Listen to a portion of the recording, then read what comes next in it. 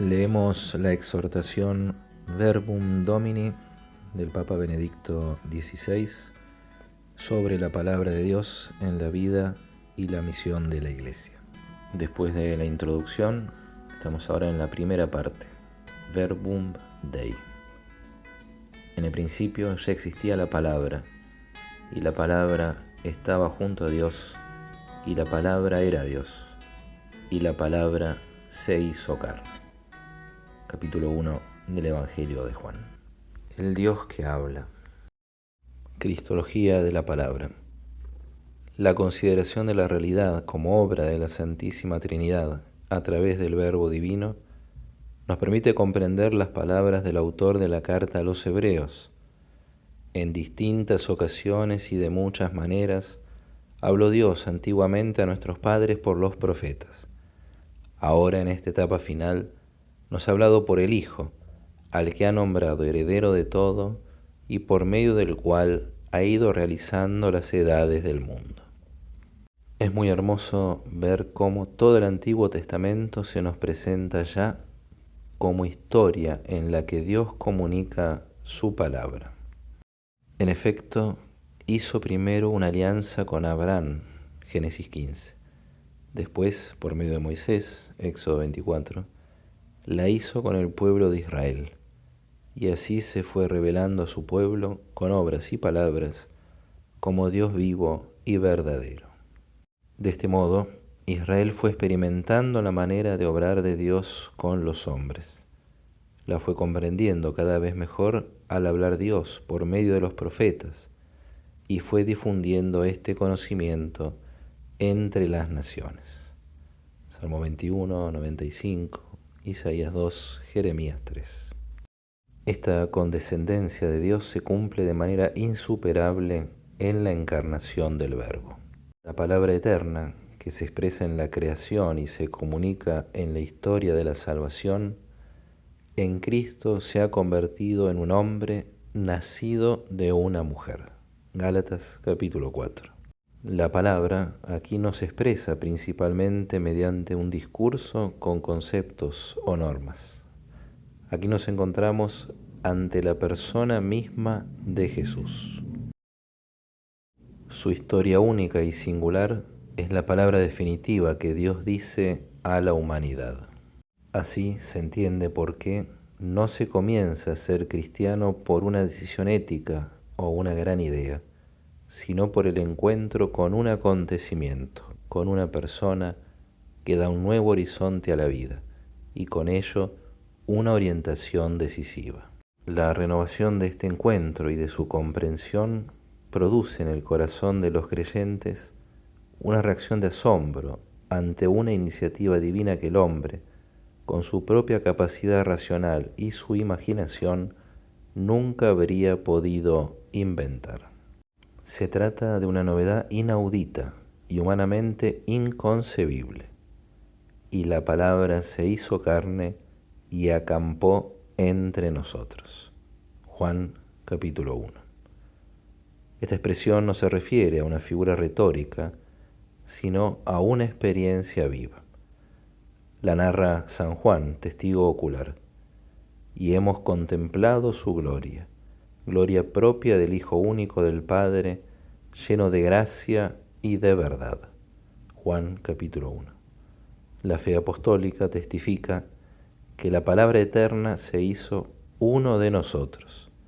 La palabra divina se expresa verdaderamente con palabras humanas. La tradición patrística y medieval, al contemplar esta cristología de la palabra, ha utilizado una expresión sugestiva: el verbo se ha abreviado. Los padres de la Iglesia, en su traducción griega del Antiguo Testamento, usaron unas palabras del profeta Isaías que también cita Pablo para mostrar cómo los nuevos caminos de Dios fueron preanunciados ya en el Antiguo Testamento. Allí se leía: Dios ha cumplido su palabra y la ha abreviado. Isaías 10, Romanos 9. El Hijo mismo es la palabra, el Logos. La palabra eterna se ha hecho pequeña, tan pequeña como para estar en un pesebre. Se ha hecho niño para que la palabra esté a nuestro alcance. Ahora la palabra no solo se puede oír, no solo tiene una voz, sino que tiene un rostro que podemos ver: Jesús de Nazaret. Siguiendo la narración de los Evangelios, vemos cómo la misma humanidad de Jesús se manifiesta con toda su singularidad precisamente en relación con la palabra de Dios. Él, en efecto, en su perfecta humanidad, realiza la voluntad del Padre en cada momento. Jesús escucha su voz y la obedece con todo su ser. Él conoce al Padre y cumple su palabra. Juan 8. Nos cuenta las cosas del Padre. Juan 12. Les he comunicado las palabras que tú me diste. Juan 17. Por tanto, Jesús se manifiesta como el Logos divino que se da a nosotros, pero también como el nuevo Adán, el hombre verdadero, que cumple en cada momento no su propia voluntad, sino la del Padre. Él iba creciendo en sabiduría, en estatura y en gracia ante Dios y los hombres. Lucas 2. De este modo, perfecto, escucha, cumple en sí mismo y nos comunica la palabra divina. Lucas 5. La misión de Jesús se cumple finalmente en el misterio pascual. Aquí nos encontramos ante el mensaje de la cruz. Primera a los Corintios, capítulo 1.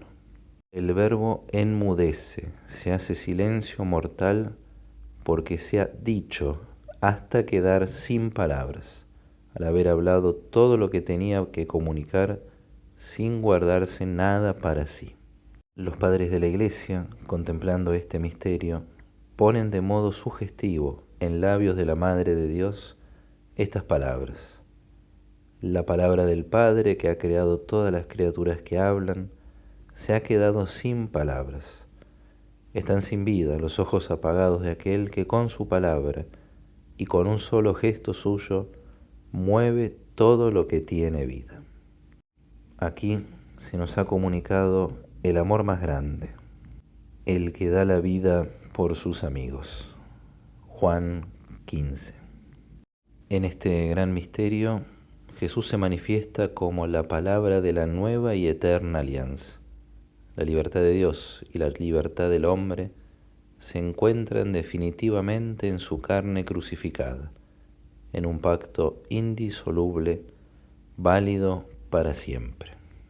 Jesús mismo, en la última cena, en la institución de la Eucaristía, había hablado de nueva y eterna alianza establecida con el derramamiento de su sangre. Mateo 26, Marcos 14, Lucas 22. Mostrándose como el verdadero Cordero inmolado en el que se cumple la definitiva liberación de la esclavitud. Este silencio de la palabra se manifiesta en su sentido auténtico y definitivo en el misterio luminoso de la resurrección. Cristo, palabra de Dios encarnada, crucificada y resucitada, es el Señor de todas las cosas. Él es el vencedor, el Pantocrátor, y ha recapitulado en sí para siempre todas las cosas. Efesios 1. Cristo, por tanto, es la luz del mundo. Juan 8. La luz que brilla en la tiniebla. Juan 1.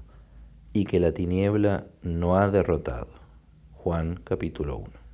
Aquí se comprende plenamente el sentido del Salmo 119. Lámpara es tu palabra para mis pasos, luz en mi sendero.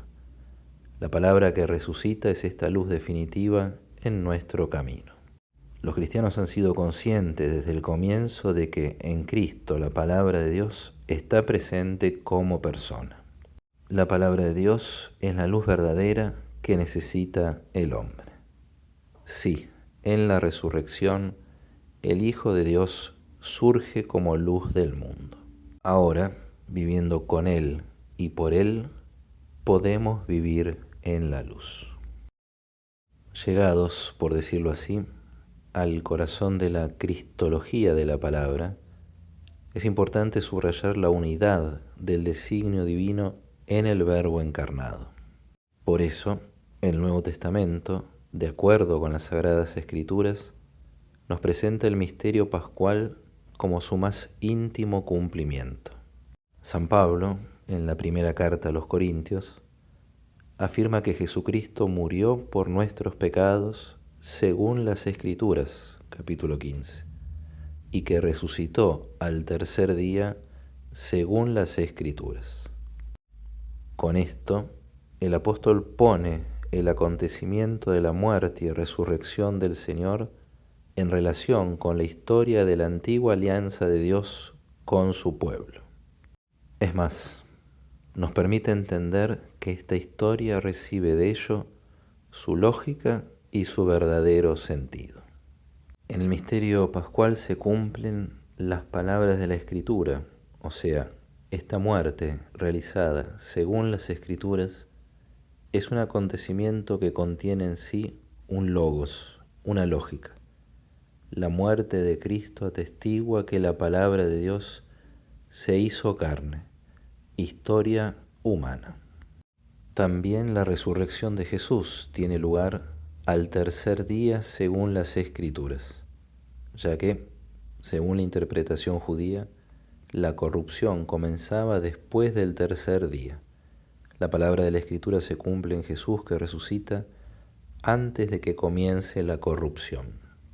En este sentido, San Pablo, transmitiendo fielmente la enseñanza de los apóstoles, primera a los Corintios capítulo 15, subraya que la victoria de Cristo sobre la muerte tiene lugar por el poder creador de la palabra de Dios. Esta fuerza divina da esperanza y gozo. Es este, en definitiva, el contenido liberador de la revelación pascual. La Pascua, Dios se revela a sí mismo, y la potencia del amor trinitario que aniquila las fuerzas destructoras del mal y de la muerte. Teniendo presente estos elementos esenciales de nuestra fe, podemos contemplar así la profunda unidad de Cristo entre creación y nueva creación, y de toda la historia de la salvación. Por recurrir a una imagen, podemos comparar el cosmos a un libro, así decía Galileo Galilei, y considerarlo como la obra de un autor que se expresa mediante la sinfonía de la creación. Dentro de esta sinfonía se encuentra en cierto momento lo que en lenguaje musical se llamaría un solo, un tema encomendado a un solo instrumento o a una sola voz, y es tan importante que de él depende el significado de toda la ópera. Este solo es Jesús. El Hijo del Hombre resume en sí la tierra y el cielo, la creación y el Creador, la carne y el espíritu. Es el centro del cosmos y de la historia, porque en él se unen, sin confundirse, el autor y su obra.